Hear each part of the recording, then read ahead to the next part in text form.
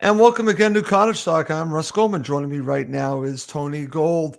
And this is our player rating show, along with a look back at the match in the Carabao Cup for Fulham against Cambridge. We'll be going through that during this show. And this show is actually only live on YouTube, and I've actually tweeted it out. So if you like to watch the video, please feel free to. If you want to listen to a podcast version of it, it is exclusive on the Cottage Talk Patreon page. And I do offer 2 months free access to seeing what we do on the Patreon page. We do a lot on the Patreon page. I'll give you 2 months of free access. The link is actually on my X account, Russ_Goldman, and also on the Cottage Talk X account. So if you're interested, please feel free to take me up on this offer. Okay, Tony, let's get to the show. And let's start before we do the player ratings for the Brentford match, because I really want to get your thoughts on that, because there's so much to talk about with that. But let's talk about the victory in the Carabao Cup. You were at the match. Let's just say I'm happy that Fulham have moved on. They're going to be facing Wickham away at Wickham. So there's a good opportunity to really do something in the Cup. But we have to talk about what we watched. And let's just say I was disappointed by the performance big time, but they move on. You were there. I want to get your thoughts on what you and your son watched here. Yeah, hi, Russ. Look, I mean, another clean sheet, a cup game, it's good evening, Wayne. It's there to be won, and Fulham got the job done. But this is what happens, Russ, when you put in 11 players that haven't played much football.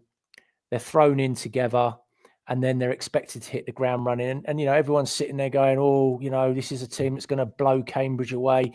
You've got to remember, it doesn't matter what level you're playing at. A team is a team. Cambridge came, they play together every week. For them, it was a cup final. Tremendous support from their away fans. Absolutely fantastic. They absolutely packed the Putney end, which was great. And they had a great night, and they made it very difficult for us. And Fulham looked like, they looked like they were thrown together, and they pretty much were. It's very difficult for players. I say it all the time. Unless you're playing regularly, unless you're getting good minutes in your legs, unless you're playing and match sharp, it's very difficult to suddenly come into a game and expect, great things. Cambridge United made it very, very difficult for us. And then we made very, very hard weather of it.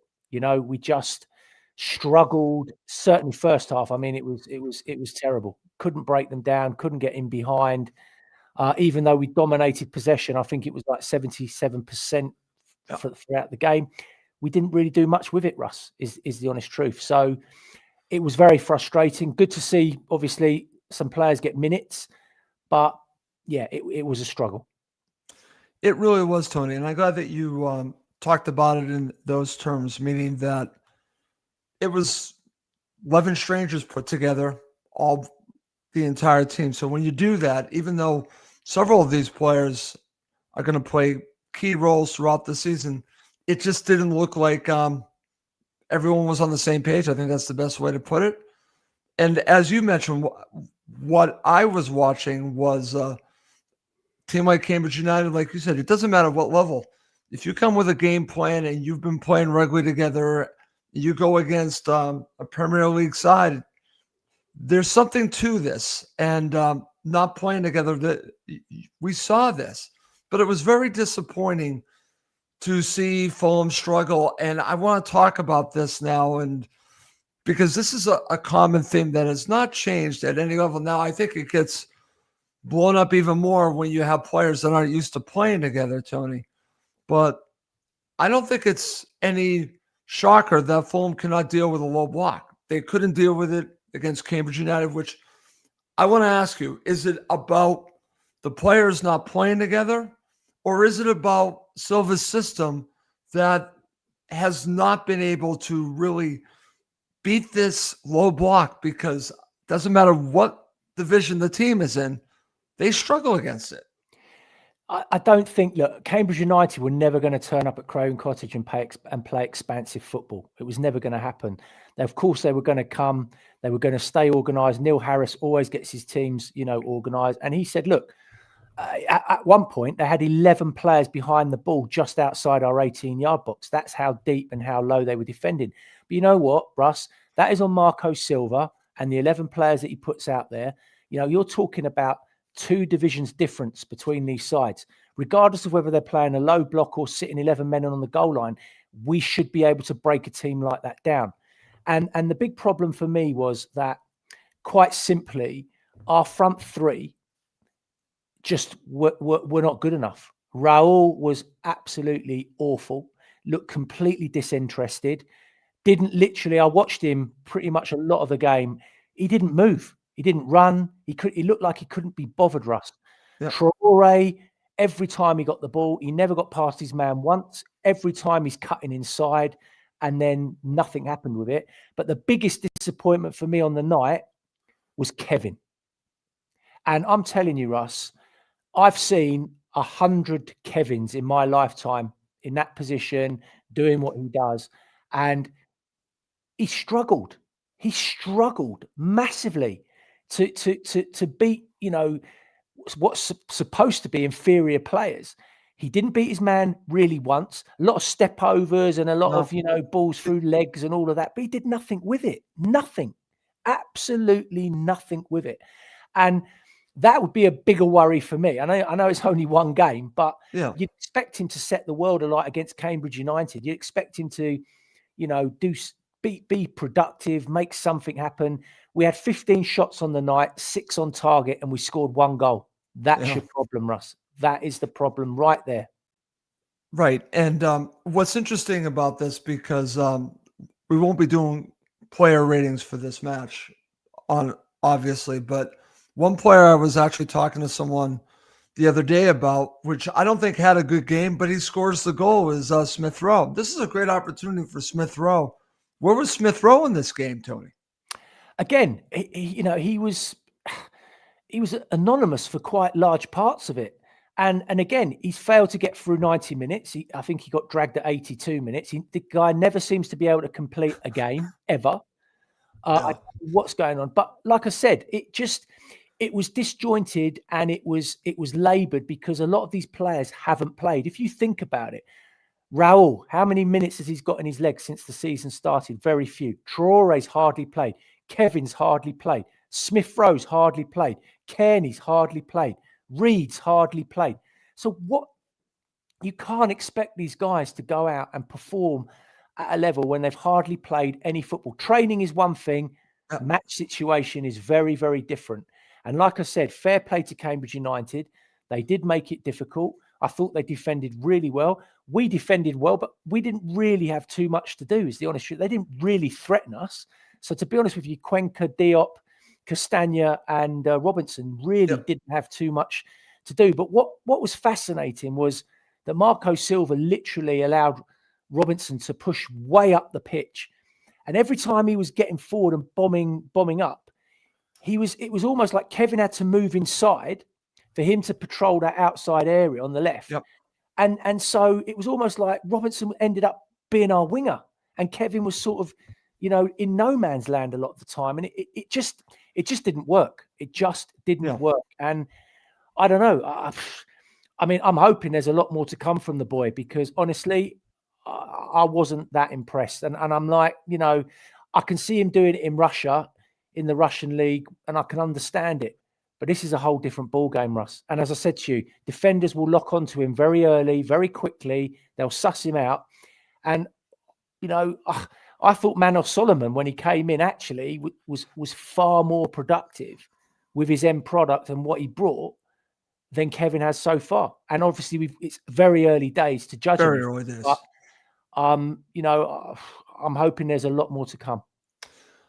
I hope so too, Tony. I have a feeling that there is, but I can understand why you are concerned because you've obviously have seen players like this come and go. And we recently, like you said, bringing up Manor Solomon, that's a great example. And off the bat, he's shown more. But again, we had that snippet that little time against Leeds United got everyone excited. And I remember you saying to me, because basically what we'd say over there, pump the brakes a little bit.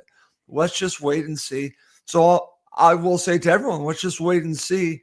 I think there are other factors here against a team that Fulham tend to struggle against in that formation. I'm not saying Cambridge United, and I want to give them the credit, but I understand why you're looking at it, because that's what we should be doing. Why didn't Kevin play well? I thought Traore was even worse, Tony. Honestly, I thought Traore was horrible. And then I mentioned Smith Rowe. I was listening to Fulhamish. They were talking about Kearney not being at his level, that Kearney's passing wasn't where you would want it to be. So, as you said, disjointed, this is kind of what you get. And I wasn't expecting to be like this. I wasn't. I thought they gave a much better showing of themselves against Bristol City than they did against Cambridge United. And I don't understand why, but like I said, regardless of the league, I want to give credit to Neil Harris. I want to give credit to his players, and I think they deserve it. But I think it was a lot of warning signals that I think it's fair to talk about in a cup match. I don't know what that means for, say, the next match against Aston Villa, because it's completely different mentalities when we're talking about going back to the Premier League. And that's why when we're talking about these players, and you mentioned Kevin, I think he will be fully judged by what happens against Aston Villa, Arsenal coming up in those matches. And I think we'll learn more, but we've seen some good and we've seen some not so good. But we need to find out over time exactly if he is a flash in the pan, which I hope he is not, or if he's the real deal, which I really hope he is.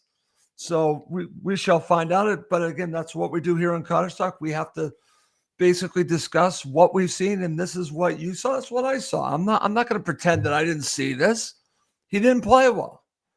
He didn't, and I'm not going to just say, oh, chalk it up to the competition, chalk it up. No, they stopped him from playing. So let's hope that this doesn't continue and the opponents coming up, because we saw that against a couple of seasons ago with Manor Solomon. So I understand where you're going on that. They figured him out, as you said, sussed him out, and he never got to those levels again. So we shall see, my friend. Okay, let's move on. Let's now focus on going back to the Brentford match. Before we do the player ratings, just give me your overall thoughts on this match. I know it's been 4 or 5 days since, but I want to talk about it one final time. I haven't really talked to you about it. Your thoughts on the beating the bus stop boys? Yeah, listen, it's always a game that it's a game that you want to win. As a Fulham fan, it's as simple as that, just because of, who they are, what's at stake, and, what it means to the fans. So, look, I'll say it again, Russ. I don't think we really had too much to beat, is the honest truth. I thought Brentford were very, very poor. Maybe Fulham made them look poor to some regards. I don't think Fulham really got out of second gear in a lot of respects, and they did what they had to do to win the game. It's as simple as that. I'm now looking forward, because for me, I'll be judging Fulham on Sunday when they play Aston Villa away, because those are the games and those are the teams that I want us to turn up and see a performance. So that's where I'm looking at. Okay, very good. And there's a goal one for you, Tony. We did a show on Sunday. Well, why am I completely forgetting that we actually did a show on Sunday? We really did it, but yes, we have already obviously discussed it. But I wanted to review it one more time. All right, let's get to going through our player ratings. Let's start with a goalkeeper, Bernd Leno. Your thoughts?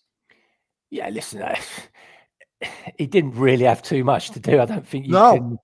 You can blame him for the Damsgaard goal. Ultimately, it was a poor pass, as you know.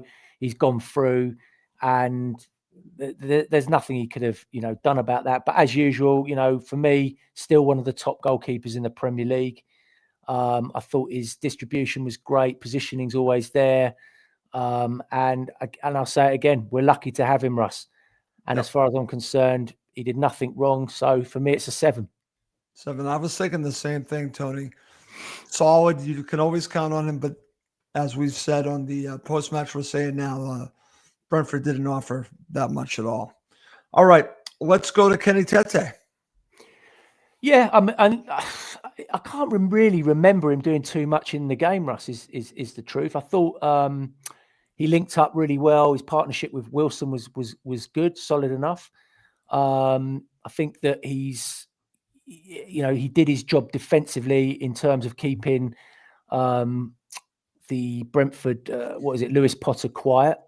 So I think in that regard. So for me, again, did his job, and I'd have to say 6.5. Okay, I was thinking 7, but we're kind of in the same ballpark there. All right, you ready to talk about a player that you and I ripped for probably about 6 months? So let's talk about Joachim Andersen, all right? So I'll get us going. I ripped him because I wanted him badly when we got him from Crystal Palace. We did show after show, especially this player rating show. We basically are just calling it the way we see it. And Tony, after he got injured, and I'd say maybe even a match or two before, there were a few matches where I saw the old player that I thought we were going to see when he was with us the first time. But he was poor most of the season. This is not the player we're seeing right now. What we're seeing right now is the player that you and I had hoped we would get. Absolutely. I don't know if it's getting the captain's armband. I don't know if something happened over the summer where he really looked at and really self-evaluated himself and really got himself in the best best condition he can, because this does not look like the player that we saw, say, February, March, where he was the weak link. Now he's a huge strength for Fulham. Give me a rating for Joachim Andersen. Yeah, look, fair play to him. At the end of the day, he's let his football do the talking. Certainly so far this season, and his football's basically saying, you know what, I've got myself sorted out. I've got myself sharper. I've got myself fitter. Maybe I'm injury free now, and it's definitely showing, Russ, because it's like chalk and cheese. This Andersen this season to Andersen last season. So fair play to him. And look, you can only say it how you see it, and ultimately, yeah, he was very, very good defensively on Saturday. Organised things really well. Bossed the Brentford centre forward. I mean, I don't think Thiago really had a sniff, to be honest. Marked him very well out the game. His distribution was good, spot on pretty much throughout. So for me, solid 8. Okay, very good. I was thinking the same thing, an 8 for Joachim Andersen. All right, let's move on to Calvin Bassey. We talked about it. Right now it's almost like he's playing second banana, as we would say over here. But again, not doing anything wrong. The best way I can describe Calvin Bassey, we talked about this probably on the post-match show, just doing his job.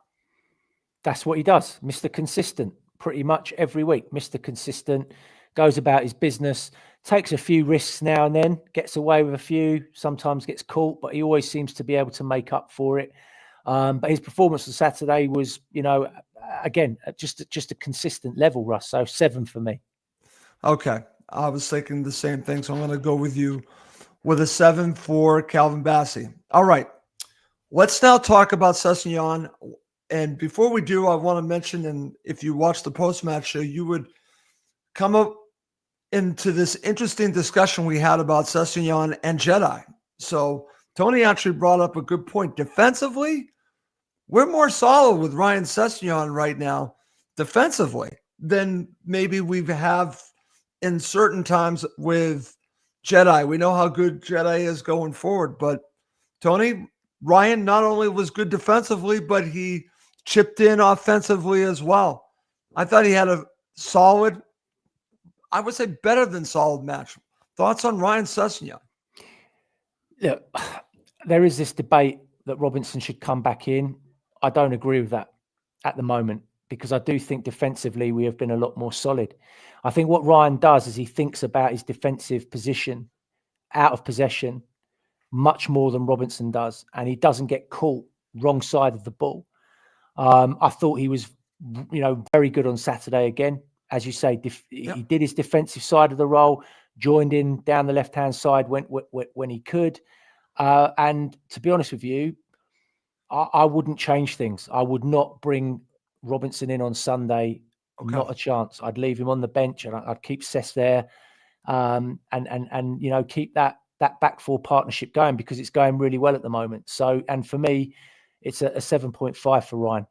Okay, I was thinking the same thing, so I'm going to go with you on that. And one final thing talking about this, because it's not that we're against Jedi, because Jedi offers you a great deal, but there's something different about, like you said, I'm glad that you talked about what he brings, about his duties, because he's a defender first, and he's always seems to be in the right place at the right time. I would always talk about that going forward.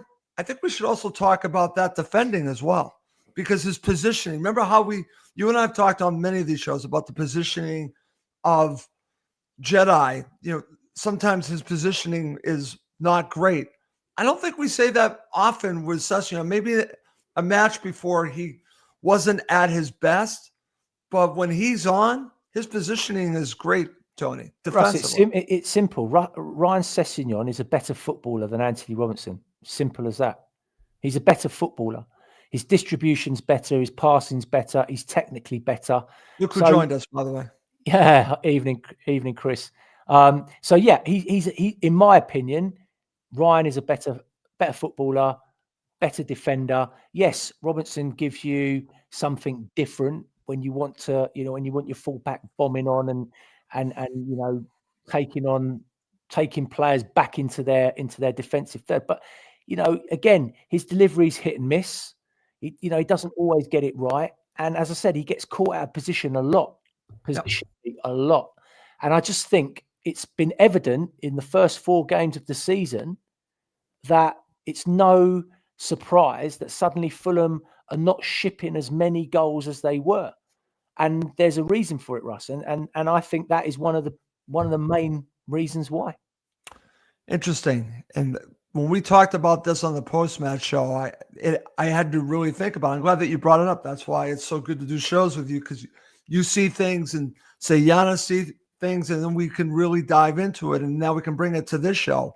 It's a good point, and it's a good debate right now. Should Ryan Sessegnon start against Aston Villa, or should it be Jedi? And I think there's a strong argument to keep it the way it is and stay with Ryan Sessegnon as your left back. All right, let's move on. So now we get into talking about the central midfielders. Let's start with Sander Berge. What did you make of his performance, Tony? Yeah, look, he goes about his business, Russ. You know how I feel about these 2 holding midfield players. I know. But look, at the end of the day, he's in there for a reason, and I felt that he did his job, as he always most weeks does. But he offers very little, going forward in the attacking third. So it's sort of a balancing act, isn't it? At the end of the day, he's in there to do a job, but he's not going to give you anything more going forward. But for me, he was solid enough, and it will be a 6, Russ. I was thinking 6.5, so I'm kind of with you on that. All right, so now we're going to talk about the other part of this duo, Sasa Lukic. And I know I said this on a prior show. I was very upset, and you heard me getting upset while I was driving to the event to watch the match, that he was playing, I'm talking about Silva, these 2 together. But I noticed something a little bit different, and maybe Marco has a different idea of how he's going to play Lukic, or maybe Lukic is now acting a little bit different, because he was more forward thinking. He was more involved in the attack, Tony, and he was actually taking shots, which I don't normally see that much from Lukic. That was a positive. What did you make overall of his performance? Yeah, I thought he was good. I think maybe Marco Silva sort of let the reins off him a little bit more and said, look, you know what, let Berger sit a little bit deeper. You go and join in, and you go and be that player. And you know me, Russ, I'm about midfielders should be box to box. That's always what midfielders used to do. There was none of this holding nonsense and, false 9 and, Right. It was you playing in midfield, you box to box, you work hard going back and you work hard going forward. And I think, ultimately, Lukic did get into some good positions, some good areas with the ball, worked hard. He's an honest player. And for me, I think 7.5 would be fair. I was thinking the same thing. So we're right on the same page when it comes to Sasa Lukic. Okay.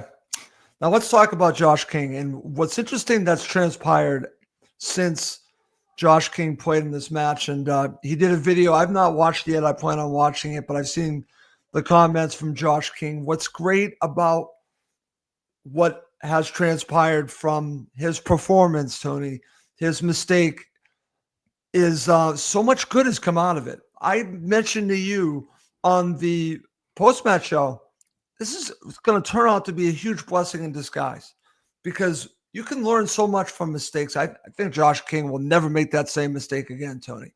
And the best thing about it, and I've seen the quotes, it sounds like he upped his game after the mistake, and maybe the team rallied around him and that helped him just move on.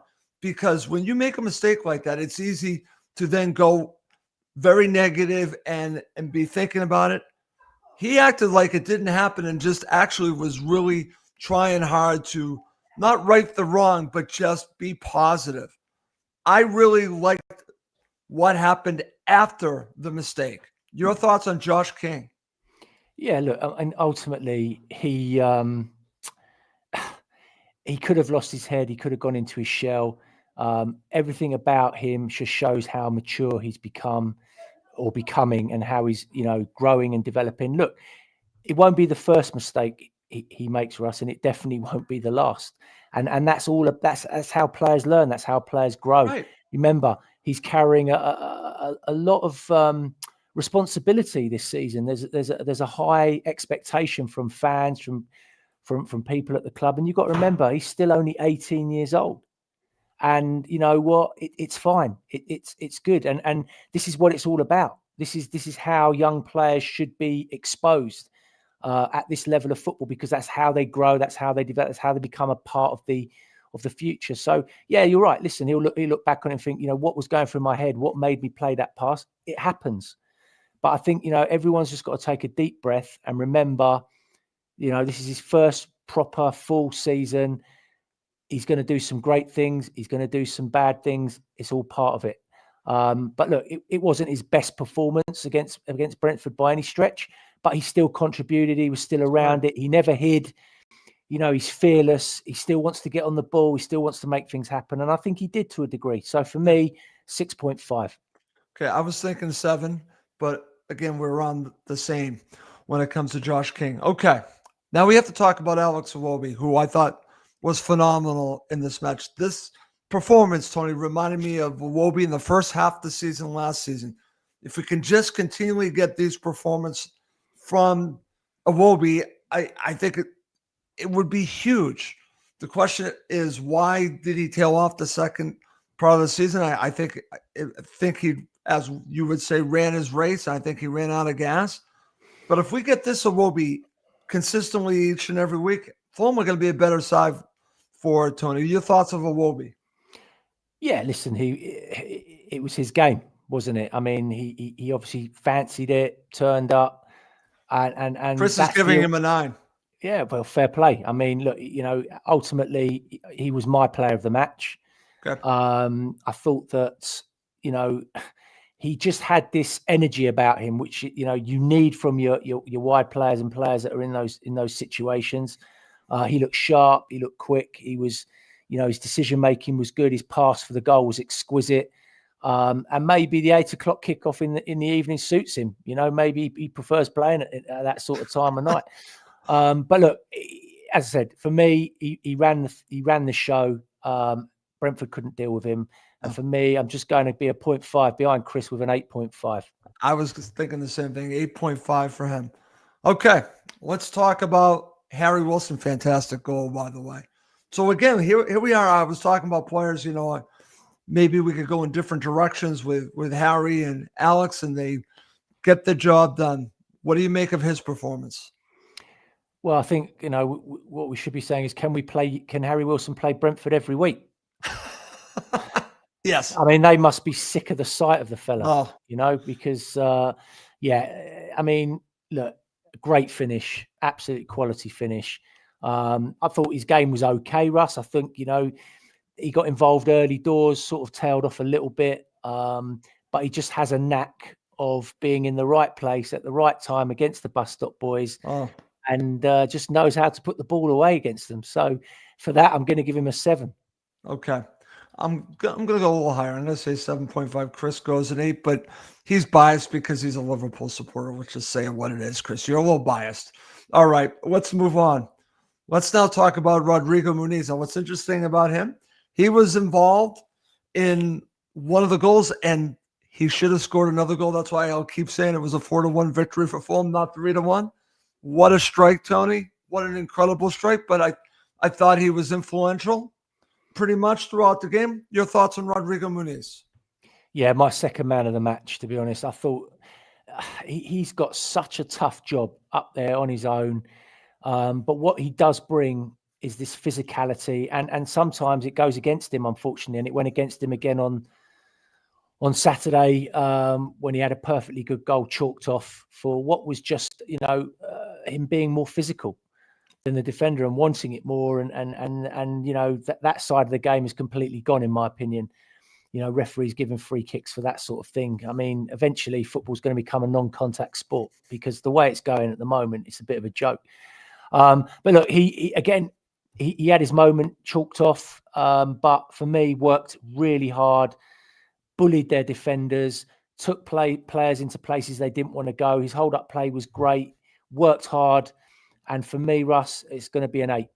8. Okay, I was thinking 7.5, but we're again around the same point with him. Okay, so let's move to talking about the substitutes. So what I've decided to do is I'm going to focus right now on Kevin, and then we'll just do the other subs together because there are several, and just get overall thoughts on what they offered. But let's start with Kevin.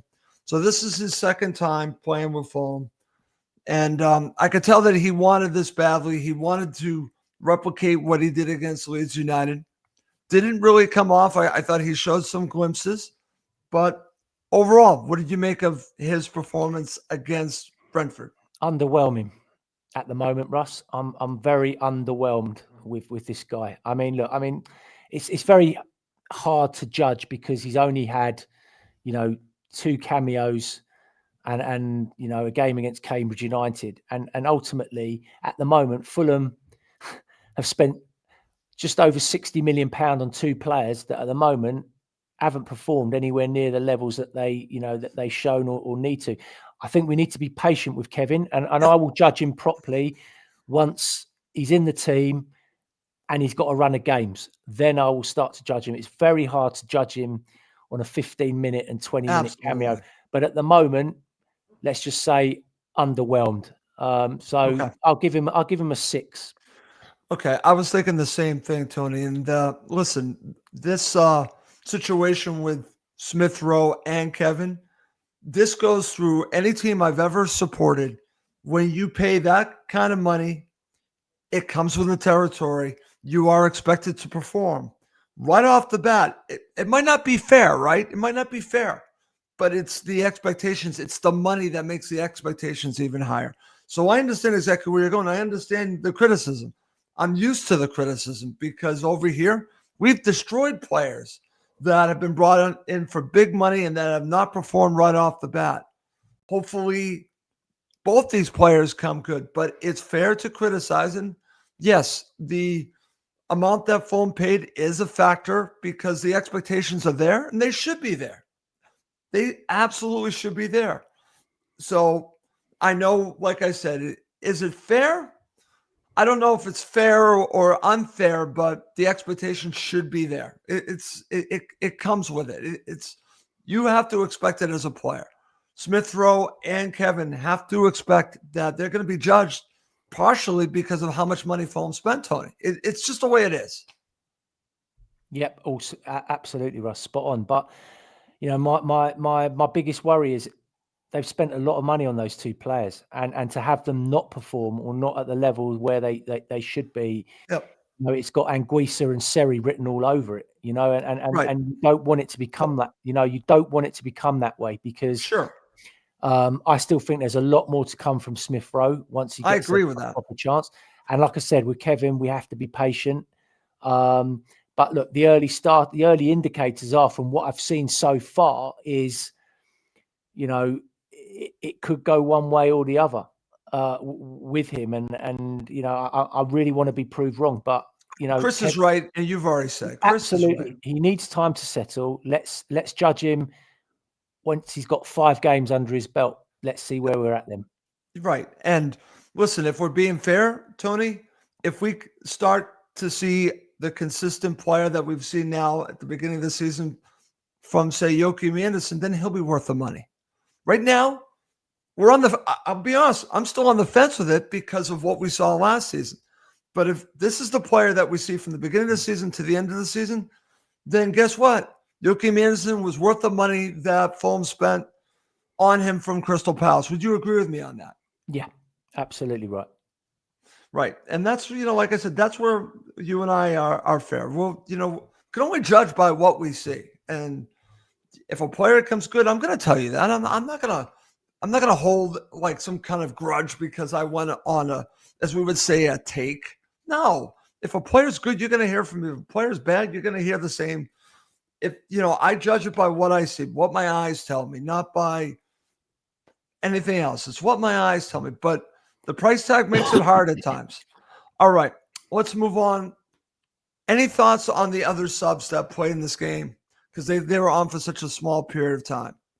You've got Jimenez, Smith Rowe, Kearney, and Cuenca. Yeah, I think it's they only got 10-minute cameos, and Kearney and Cuenca probably less. So I think it's very difficult to to make any judgments. Ultimately, they've come on, bit of fresh legs, offer a bit more energy, final stages, and that's what they did.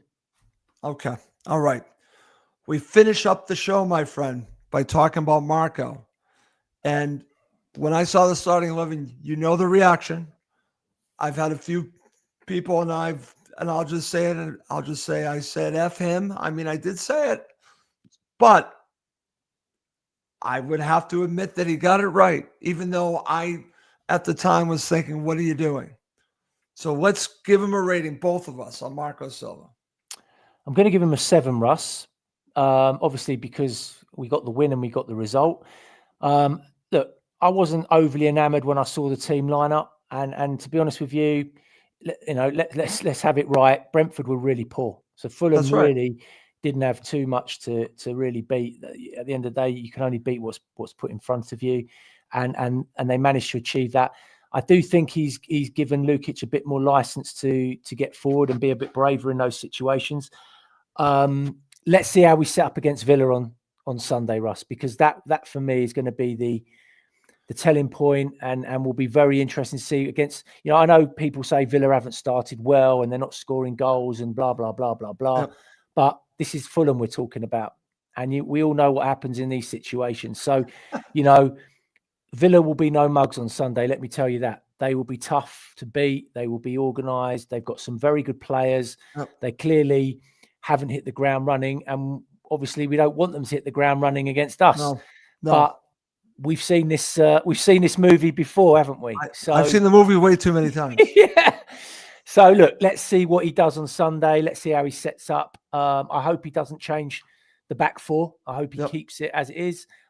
Obviously, I'd like to see Smith Rowe and Kevin get some, more minutes and more game time. But yeah, at the moment, he's winning games, Russ. So I don't expect to see, too many changes. Okay, I shared this comment from Chris, and it's going to go with my rating for Marco. It's a silver rating, 6.5. I think his players bailed them out rather than his coaching or changes. Just my take. Chris, I agree with that. That's why I'm going with a 6. I'm going to be harsh here because I wanted him to be braver, Tony. But to your counter to that, was he being braver by sticking with Lukic and having Lukic have a more offensive role? Potentially. But I thought he needed to be a little bit more braver. And I did not like the starting 11. And I'm going to stick with my feelings. I'm not going to change that. I'm going to go with a 6. But he did. Listen, It worked, but I still have feelings on it. And I'm going to stick with it. I'm going to say a 6. Okay. And oh, by the way, Tony, before we end this show, I just want to mention this because while we're recording this, it's 8:40 p.m. on a Thursday night in the UK. And the match for Aston Villa is going on right now, Tony. So right now, after 38 plus minutes, Aston Villa are in the lead 1-0. So here's an interesting scenario I'm going to give to you. And we will have a preview show. Is it better for Fulham that Aston Villa win or lose against Bologna tonight? Well, look, what's good is you want them to win. Probably you want their players to, have a hard night, working hard, because they'll be, relatively leggy come Sunday. They've got a little bit of recovery time, but not much. Yep. But I expect John McGinn to play. I expect Rodgers to play on Sunday. I expect all those, and they're playing right now, and they're playing tonight. And look, like I said, look, their defense is still, with Cash, Concert, Torres there, and Matson. They're still a good back four. And if we're going with the one up front, like we do, it's not going to be easy. We were, our wide players, and we'll have to play well. They'll have to, get into good areas, put balls into the right areas, and we have to be aggressive and we have to be on the front foot. But we know that Marco Silva doesn't always approach the game that way. Nope. So I don't expect us to be any different at Villa Park, Russ. That's the thing. Yeah. I don't expect us to change type. And so I think it's going to still be very much the same. But it's just whether or not we can, get the goals that we need to win the game. Agree, Tony. Totally agree. I expect, Fulham are going to play on the counter. Does it suit them better? Probably, but I've seen this movie against Aston Villa at Villa Park, and it's been bad. Yep. There's no way to sugarcoat this. It has not been good. It's been very bad. And in fact, against Emery, it's been very bad. So, yes, they're struggling. But I'm still very wary, and I'm going to treat them. It's funny because a part of me says you treat the team that they are now, right? Yes, I usually go with that philosophy. I say, you judge them on who they are now. But the manager's still there. The DNA is still there. They're just not getting the results. I expect them to show up against Fulham. However, Tony, before we go, I think playing tonight, even though it's at home, gives Fulham a little bit of an advantage fitness-wise going into Sunday. Would you agree with me on that? Well, yeah, they've had a good rest of the lads because they didn't play, a lot of them didn't play Tuesday. And as I say, that they'll be working on certain things in training this week. I expect them to go there full of beans, full of energy, no excuses about, fitness. Although I think Kevin did pick up an injury and it will be, I don't know whether he'll be involved or not. No one's really come out and said too much about it. So that will be interesting to see. But look, ultimately, I still think we've got more than enough to go there and get a result, providing Silva approaches it in the right way. And it's all going to be about his approach, Russ. Yep. It's all going to be about his approach. If he goes there with an intent to win the game, we've got a chance. If he goes there with the intent not to lose the game, it could come back and bite us. So we just need to wait and see how that pans out. Totally agree. It's always interesting to see how Marco approaches it. I hope he goes there to win. And I think that would give us a chance, but we shall see what happens on Sunday. Tony, as always, thank you so much for doing this with me. Any final thoughts before we wrap up the show? No, thank you for having me. Great night. And yeah, look, let's hope Sunday another 3 points and we push on. That would be great. And then I could start using the E word again. No, I can't do that. I can't do that. I can't. I can't go there. I'm not going to fall for the banana in the tailpipe. Anyone that knows movies, that's from Beverly Hills Cop. So do not, Russ, fall for the banana in the tailpipe. So I'm not going to use the E word for a while. Even if they're heading in that direction, I'm not going there. I'm not going to do it. All right. Well, that's going to do it for this episode of Cottage Talk. As I mentioned earlier, this episode, podcast-wise, is exclusive on the Cottage Talk Patreon page. If you're interested in becoming a member, please do check it out, and would love to have you join us. Well, that's going to do it for this episode. He's Tony Gold. I'm Russ Goldman. Thank you as always for watching and listening to Cottage Talk.